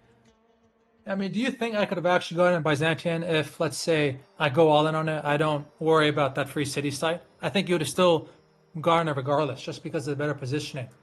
Like we have the Yeah. river on my side, but not your side. Yeah, no, when I play in the Greek position, I actually usually just through like shrines and stuff because this map is initially designed for Greece versus Persia. So when I played as Greece, I actually just absorbed that city site into the capital for the extra iron out of a champion seat, to be honest. Oh no, that's a good idea. Yeah, because yeah, it all And goes under that 50% bonus. yeah, I'll denounce myself as having built the map, and I didn't think of the land play. Uh, This is taken from the old world map, so it's always a big feature as Greece to be island hopping with tile buying and resources and all that. Of course, that changed completely since it's now possible to buy coastal tiles. Uh, but is there something to be said for settling Athens, so south of Pella, and expanding straight across the sea to Miletos to get mobility advantage that way? Yeah, I think that I think Athens would have been a good spot for a landowner's jump too, because you could have just jumped to all the islands, purchasing things that way, and that would have given you a way to make landfall onto me pretty easily. Yeah, I think either one, the Anos or Athens, could work for landowners. Yeah, yeah. Yeah. Fluffy or Kitten, do you guys? Is anybody watching right now that might have any questions or comments that that you guys want to pass along to either one of us? Oh, very good point. I mean, everyone can hear you. So yes, stream. If you have any questions for the players, please do feel free to type them, and I will let people know. Yes, people are just saying it sounded like a very clear plan for Hattie. So yeah, Of course, obviously. but the planning doesn't matter if it didn't actually materialize. So, really, congratulations, Sion, to you on that. You were able to actually identify exactly where I was weak, and then you pressed me on it a whole lot. Yeah, no, I panicked, to be honest. Like I was like, oh no, and then when I left the city blank, because you nailed it. It's like if you settled Miletus, it would have been useless. If I settled it, it would have been useless. But then I was about 5 turns or 7 turns after like leaving it blank that I was like, man, it still would be shitty if you put a city right there, even though I could probably take it pretty easily. That would just force me to do something about it. So I was wondering if me leaving it blank was going to be a bad idea. Yeah, it was a really interesting situation that I thought. That city was fairly useless for both of you. So just having a bit of null territory there was interesting. So Mojo had a question, the story about the misclick, which is I think when Ambracia was settled with the wrong family, he was asking what happened there. Oh, yes, yes. I had meant to go traders on there in my previous iteration of running this map. Traders there, I was able to get the settlers out as well as the ore. I was actually able to pump out chariots on a second city instead of just the capital. But, that snowballed issue where you have that 1 year delay in the building and then you don't have the double bonus on the nets, it all adds up. I don't think it would have made a difference in terms of just the sheer amount of power Sion had brought, but I think that combined with getting the heavy chariot closer rather than later, I think that would have probably evened it out. I think I asked most of my questions before, so to you, Sion, and one I didn't get a chance to ask, which was about Podcalis to you, Ninja, but you already answered it preventively. Solver is coming up with a slightly trolly question for Sion. What's the best change in yesterday's patch, and why is it the ban on funding seats in Conquered City? So I don't know if you wish to answer that, Sion, but yes, some additional comment on that recent change there. You give me 1 second on that. Hold on. I have a rant prepared. How much time? We've got half an hour left. You've got half an hour. You can rant about this change if you'd like, Sion. Oh, that's so funny. Yeah, that's so funny. Solver, man, you're the man. He is not slightly trolling. Solver is deadly serious. Yeah. Well, you know what's funny actually about that? I was thinking about that because when I was debating how and when I was going to take Inos, because when I settled hunters, I built a slinger immediately, and then I just only built slingers. So I was actually had a thought process in my mind, which I would have put hunters in Inos anyway, but I was going to make a joke. I was actually going to type in chat a joke about the fact that I was going to conquer my 3rd city before settling my 3rd family. I think, yeah, you had a good point about that. You were talking about how in a lot of these small maps, that actually turns out to be the more practical strategy rather than just being like a role-playing thing. So maybe, in another update, it could be more embraced to this kind of approach of getting the 3rd city from conquest rather than founding. Yeah, sure. Of course, it depends on the situation, and it's certainly a niche thing. But I definitely think there are opportunities where you might be conquering a 2nd or 3rd city before. Depends on it just depends on the game. Yeah. For the records, we brought the issue again in discussion internally, and for now that's what we delivered. But depending on the reception from the community at large and further discussions, things can change again. Of course, if we made a mistake, I dare say, we won't be stupid enough to not go back. So we'll see. I love the fact that the game hasn't been paused this entire time, so Hattie has still been playing along the last 10 turns or so. Did I at least come Still not back achieved in it. terms of what the guys do? Still hasn't really achieved very much, but Well, it was a good game, and I appreciate you joining in on this Ninja and doing it on stream. That's a whole different experience with a little bit of pressure. I think when you know like you're being watched and everyone can see your stuff or the mistakes you make or whatever. That definitely got me the first time I played Fluffy. There was a little bit more pressure than usual. Yeah, honestly, I mean that part to me, that's not where a lot of the pressure came from. It's this timer and the fact that that sound it makes at the very end with the ticking. Yeah, it's All tough of to that be on a just timer. Yeah, you have to get used to it, and even when you're used to it, you still fail sometime. At least in my experience. So yeah, no, it's I definitely missed like a good decision. It helps, keep the pace of the game, but yeah, it takes a bit to get used to. I missed an entire turn in like the fourth or fifth turn because when you were sending your warrior down the coast to buy tiles, I was debating if I was going to attack you. So I was kind of like looking at my economy, whether I was going to move my 2 workers because I started artisans, and like whether I was going to spend the orders, and I was just going back and forth mulling this decision. And the next thing you know, the turn just passed to you, and I didn't do a damn thing. Yeah. Maybe making the timer 10 seconds or 15 seconds ahead of time instead of the 5. That might be the only change I request. But for the most part, it definitely is a good thing to play with. I just got to get more used to it. But it makes these a lot more engaging, a lot more fun. Yeah, I enjoy it. It definitely takes getting used to because typically I play single player anyway, so I can undo there. So not even just that aspect, but also the timer is a bit different. But it is a lot of fun, and it makes it more cutthroat. Exactly, yeah. yeah, I guess the timer is a necessary evil for something that's live. And well, for you and for the viewers who are still watching at the moment, we are thinking of maybe coming back and doing some form of live event, maybe live tournament. Of course, there are hurdles to get there because we need to have a format that allows games to be short, but still hopefully decisive. We don't want to just cut off by time, but if that's an incentive, some of the players need to be playing a bit more network and maybe with a timer. That might make sense. We'll probably open some discussions in the community to discuss the opportunity and what would be the best format for people to compete online maybe or to organize some other form of events.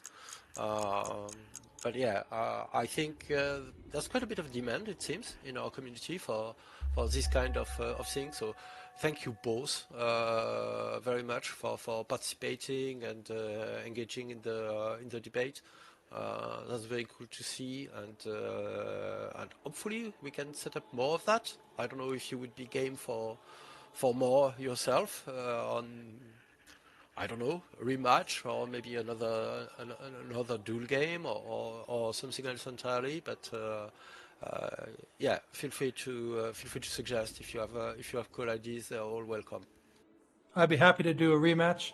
Really, the only thing would be if Silent's okay with it, because I don't know if he wants to go against an opponent that it wasn't that close. So maybe he's looking for something a bit more close, a bit more long. But if I was granted the opportunity, I'd be happy to do it again. I've heard that you've thrashed him a few times behind the scenes. So I mean, every game has a loser and a winner, and that's not. Let's not draw conclusions a bit too hastily. yeah, exactly. And I think it's worth bearing in mind that Ninja may have practiced this, but Sion has actually played a full MP match on this map before, so perhaps had a little bit of an advantage there. So I think a rematch would be interesting, definitely with the knowledge of what's happened this time. You can definitely adjust strategies to try and cope with that a bit better. And maybe house rules as well, since we had a little bit of a list of restriction. But I don't know, the landowner and versus counter landowner could be a thing, or you could decide to gentlemen agree out of it. But yeah, all suggestions are welcome. I've Definitely very enjoyable. So I have just got to mention I did particularly enjoy the landowner schemer combination of buying tiles with the scout that couldn't be detected as permanently invisible, and yeah, that's quite hard to deal with. It was an exquisite combination of the full package because not only was he walking around with a scout that I couldn't do anything about that was buying tiles, he was also chopping lumber in my territory or area as well. So Yeah. that was very satisfying to see Ninja using like the whole complete capabilities of how you could both use the faction, the archetype, and the family attribute to all like kind of leverage those in a way in a way that was really cool to see. Actually, I was kind of sitting there watching it happen and just being like, God damn it. Yes, yes. Fluffy is the embodiment of this kind of mid plays, and he was cackling with glee, observing the combo play out. So, yeah, well done on Ninja for that one. Yeah, the Hattie, a chopping, great at it's pretty try. tough to decide what tiles to do it to versus which tiles to leave alone because I imagine past a certain point, I'm actually helping Sion because I might be chopping trees that I would have relied on as defense from his slingers. So it's very tricky to navigate that. Yeah, it's Yeah, interesting. I certainly like long term. I always focus on river trees because you want to deny the lumber mill potential. But of course, that's a long term play, and in a game like this, that's definitely less relevant than the cover aspect. Mm-hmm. Sorry, what were you going to say, Simon?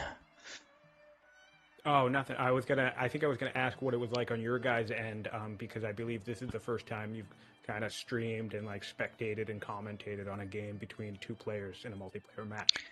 It's the first time I've done it. I think it's possibly happened before, but yeah, I think it worked quite well. I think the viewers seemed to enjoy it, and yeah, I think the observer mode seemed to function pretty well.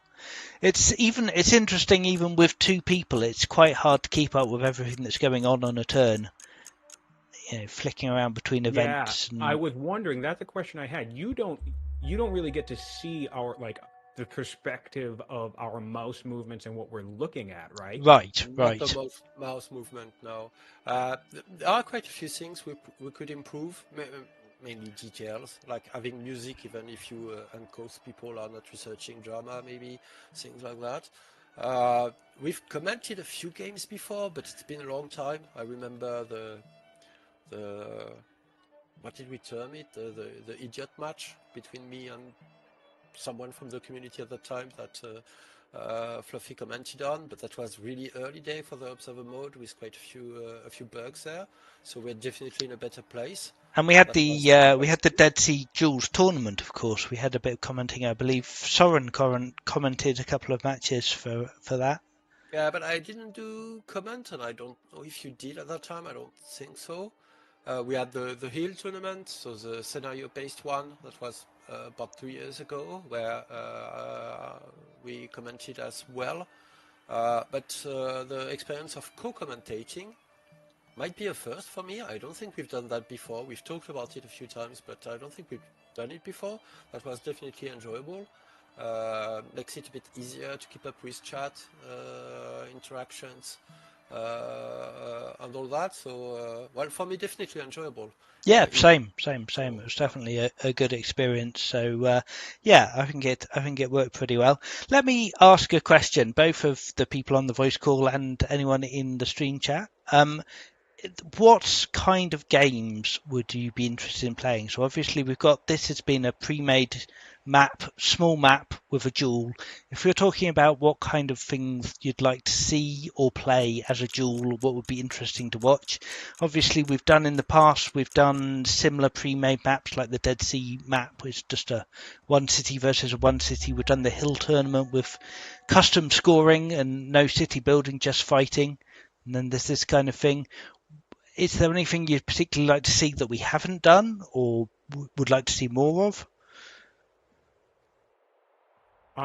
Well, so I have a thought on that, and I have to say personally, I actually love this format, and the reason why is because um, even though the map is like not necessarily even, and there's some asymmetry and like all that stuff. I think one of the takes of like the mirror map kind of take on dueling is trying to keep the like scene as even as possible or whatever, right? I Hmm. think what's cool about this is that all players who are going to play on a map can go into the map, have pre-existing knowledge about what the capabilities of both sides can do, what are the important points to focus on, what creative strategies, like in this case, both Ninja and myself had wacky landowner strategies that we were hoping to pull off. And you can do that when everybody can like look at a map and kind of plan around the map, be like, ooh, I want to take this family into it in this position, and that's very cool. Plan for it, yeah. So yeah, I think the pre-made maps are something that I don't know if that's popular or would be popular with the community, but I would love to see more of those personally, because I think they're great. Like Carthage is another game where it's all like that Carthage, Rome versus Carthage, that Punic duel. I mean, the entire game hinges on navigation and basically the first major naval battle, and you're never gonna get a duel. Or very rarely anyway, in a traditional mirror map type of setup where that's the case, where it's like, get navigation, get ships, fight it out, and see who wins. And that's unique because that map is unique enough to create that space. So I think that's really, really cool. Yeah, so two things about that. So I'll take it as an encouragement to produce additional pre-made maps, including in small formats. I see Dob from Discord, I believe Dobby6 in the chat is suggesting maps, dual maps with a size between this one and more, let's say, traditional generated dual size. So maybe we'll have a look at that. And another thing I wanted to mention is that it's very hard to balance these maps. I know I've given a bit of back and forth with feedback, especially on the Punic duel, because the territorial expansion is very fragile, very sensitive on that map.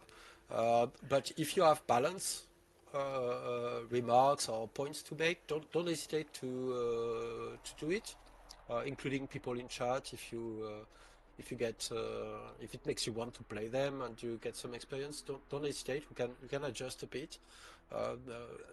We'll see if it maps with other people's experience and all that. It's not a guarantee that we will enact your feedback, but that's precious. And if there's interest in this kind of format, we can definitely expand on it a bit more easily than for super large maps, which, well, as you can guess, are a lot more work. And then also along what Sion said regarding some of the settings in the multiplayer configuration being about making the game fair, even, like for example, the mirror map.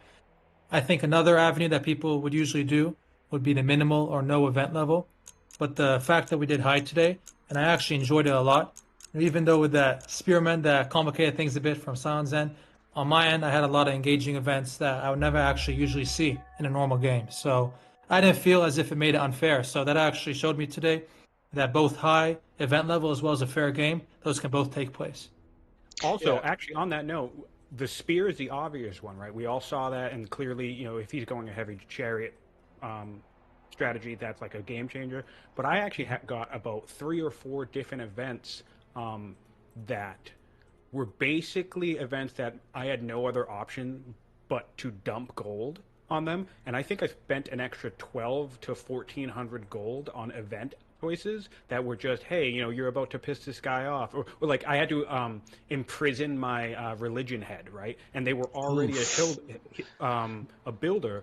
Well, I'm a hero, so they're already upset with me, and I'm like, I'm not going to do that. So the alternative was like 400 some odd gold, just 10 turns ago. So I was actually, there was a couple of times where I sold resources just to pay for those events. So that was interesting too. So even though I got a couple of good events, I mean, both the spear and the mysterious sword is pretty great. But I also got a handful of bad ones too. And likewise, I actually got plenty of good events. I think my biggest one was I got the +1 science on each of the seer, that's the intelligent governor for my capital, as well as the +1 science on my leader. And yeah, those I don't usually get them, so it goes either way. And yeah, even though you got the spear, I actually felt that it was pretty fair, and that's why I would like to play with high event levels more often. It just makes the game more engaging in general. Yeah, I think Yeah, that's well, I really also think interesting. I was surprised to see that you went for high event level, but yeah, it's definitely not something you traditionally do in a multiplayer game, and I think it definitely doesn't help when you're on a timer having to deal with more events, which is probably the reason why it's generally turned down. But yeah, it's good to hear that was enjoyable for you both, and you do it again. yeah, no, it was fun. Um, yeah, it was a lot. It was a lot of fun. This was great. I think it's also interesting in a setup like this where it's so close. Um, Something about having those extra events, especially when I was getting the negative where I had to pay like a bunch of extra gold. Um, I don't know. It felt more. I don't know, like impactful. Like there were things going on, and I know for some strategy players, like they don't like that aspect of the game. That totally makes sense. But I did think it was cool, and I was also surprised. I kind of let Ninja pick and choose most of the settings, and I was surprised he picked high event level, to be honest. And it ended up being a lot of fun. That's good to hear. Also, Solver is altering again, suggesting here's a good idea. We could have a suboptimal duel where both players are playing a certain upcoming DLC with its features, so they have to play content they're not super experienced at. So I don't know if there's an opportunity for that in the future. Maybe, why not? In the lead up to release, that could be a thing. Uh, some players have the opportunity to play test or DLCs earlier, so we wouldn't want to have asymmetry there. But yeah, if we discuss it with the higher ups, that could be a thing. Yes, yes, that's why I'm saying. I don't know how much you were joking a lot, Solva, because he's saying he's not half trolling for once. Uh, that could be a cool pre-release event if we ever release a DLC again, which of course we've already said we are doing that. So yeah, if you're interested or other players are interested on giving a go at something like that, that could be a fun thing to do. Yeah, so I mean, I guess it's worth repeating that. I mean, of course, Sion and Ninja, you're welcome to come back on the stream and play another game. But you know, it's not exclusive. We also welcome anyone who wants to join and have a go. We're happy to, you know, spot case, highlight, one of those words. People are welcome to join in the Yeah, play. Is what I'm trying to say. Showcase and is the it word would be fun to guest commentate if someone other than me ever wants to do a multiplayer duel on stream, because I feel like I'm always in these lately, which is not a complaint on my end. It's more than a treat. But if anyone else feels like coming on and getting severely beaten by Fluffybunny, I would love to spectate and comment on that. That would be a hoot. I'd be happy to have a co-commentator, so you're welcome, Sion. If that's a setup we end up doing, that would be cool indeed. So basically, we just need more victims. Yeah, we just need more victims. We just I need, guess. that's why I'm trying to keep coming to do this to motivate people that it's a fun time and you can play, and it's even if you lose a bunch of times in a row, it's still fun because this game is awesome. We all love the game, we love playing it, and winning is also fun. This was pretty satisfying. This was mostly satisfying because Ninja stole my idea, to be honest. So I'm really actually happy that I won, just because he took the exact idea that I was going to do. That actually makes me feel a bit better though, because I had walked into this thinking that I had done all this planning and that you were walking into this never having seen the map. But then to hear that you actually practiced this, I mean, obviously doesn't turn my loss into a victory, but at least lets me stomach it a bit more. Yeah. No, but it was a really good game, and as soon as I saw you doing that, I was like, "Oh, damn it, he's doing the thing!" And I didn't know what to do about it at first until I just decided to mind my own business. Comment as a viewer. I'd be happy to see you two have a go at it again. Know that you both know that the other might be planning some London shenanigans, and yeah, I wonder what that would, with the foreknowledge, do. Yeah, I think if you're up for it, then we could certainly do this again next week and have a rematch. I'm open for it, but like you said, if any other players want to come and either duel Sion or maybe it's two new players, yeah, I think anything would work well. Seems like you guys got a good thing going here. Awesome. I'm definitely up to play again. I have to look into next week specifically, but I'm definitely always interested in coming back and playing, whether it's with a rematch, a different map. We could give the Punic Duel a try, or getting beaten by Fluffy for like the fifth time in a row on stream. But either way, it's fun with me. So Mental Rock says, how good would you suggest someone be at single player before attempting multiplayer? Not sure what the general level is really. So I'm sure there's a variety of answers to that. I'd say it depends how comfortable you are with losing. Probably if you've never played multiplayer before and you play against an experienced person, you're probably going to lose, and that's just something you've got to go through. I would guess you would want at least to be able to win a game on, I don't know, magnificent difficulty level, maybe the great. Any other thoughts on that? I Yeah. think, yeah. Go ahead, Ninja. I was going to say I agree with those settings. And the only other thing I would suggest is maybe practice with no undo on one time, just because I think that's the biggest change. I didn't realize how much of my undoing is muscle memory. And I don't actually realize until I'm in the game and I'm thinking, oh, I would normally undo here, but then I have to think of a way to go forward instead. Yeah, I would say most of the skills you get mechanically from the single player game transfer quite well to multiplayer. The way of thinking about strategy, however, is a bit different. You are in a symmetrical setup, so some things are more doable than in single player, but they don't matter the same way as in single player. You might face super early aggression, or you might find out that the way you think about the long term is not valid anymore. When Fluffy is at your throat on turn 20, or something like that. So there might be some adjustment depending on how familiar you are with multiplayer. Probably having seen a few multiplayer games.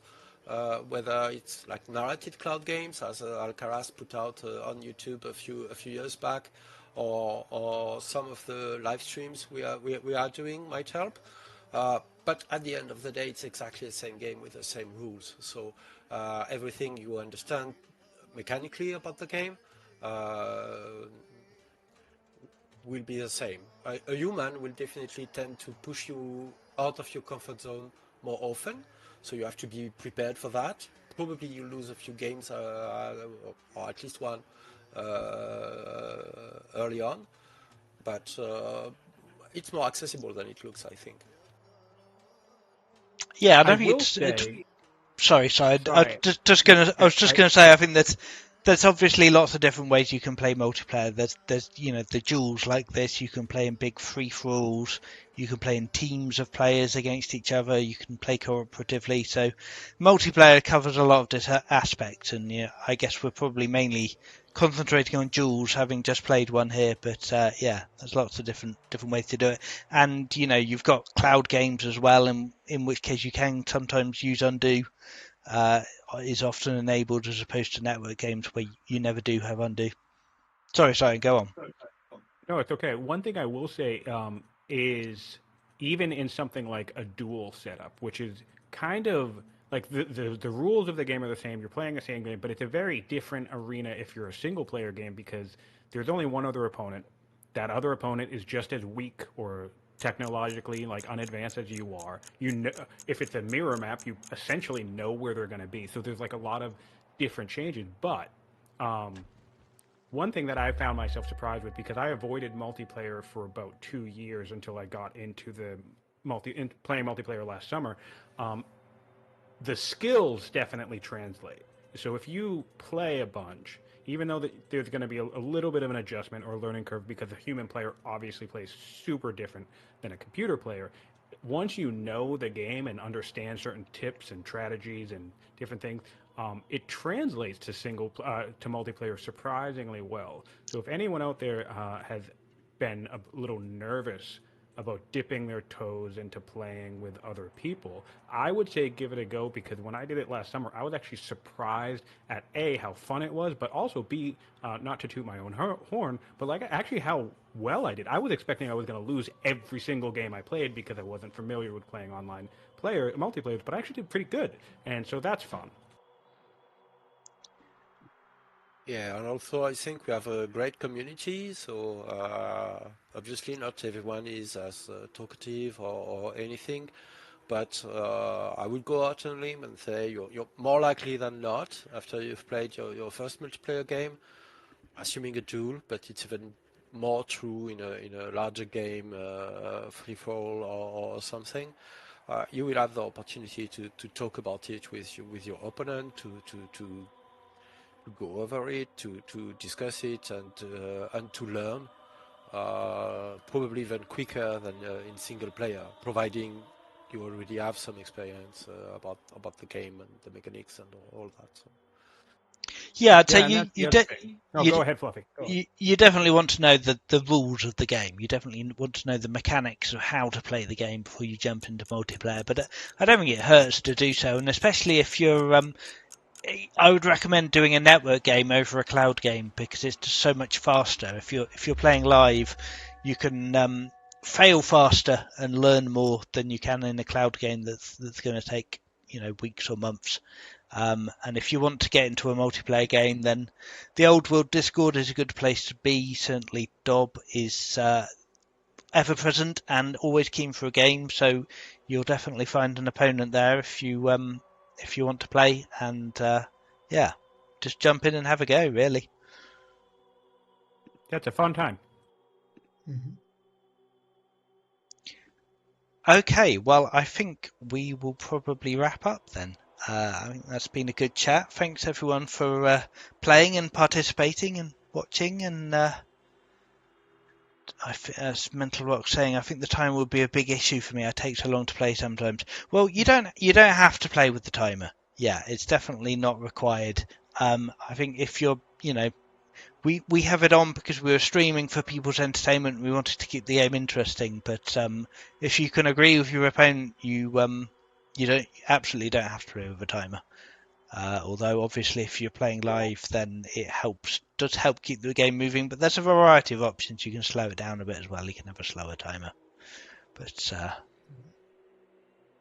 yeah, Yeah, see what works for definitely. you.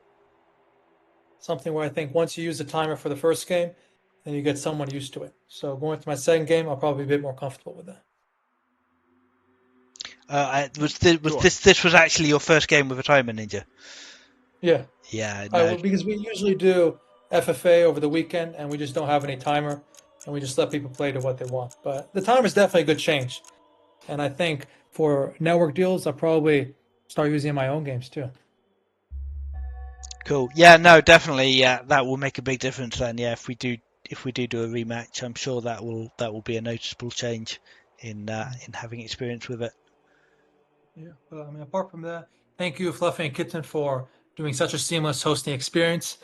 I just joined the game, I was able to play, and it was honestly very easy to do something like this while it's being streamed. I didn't even have to be aware of any of that. So, to any other players who are thinking about this, I think it'd be a lot less of a leap than one might think to start doing these live games. Well, thank you. You didn't get the chance to experience microphone testing beforehand. That was a bit hairy, but yeah, cool that you enjoyed your time with us. Thank you for helping us build this content and showcase the game as well. Yes, thanks everyone. Good time, and we will try and get something equally as fun organised for next week. But until then, I shall say good night and thank you everyone. And until then, bye for now. All right, thanks, fellas. Bye bye.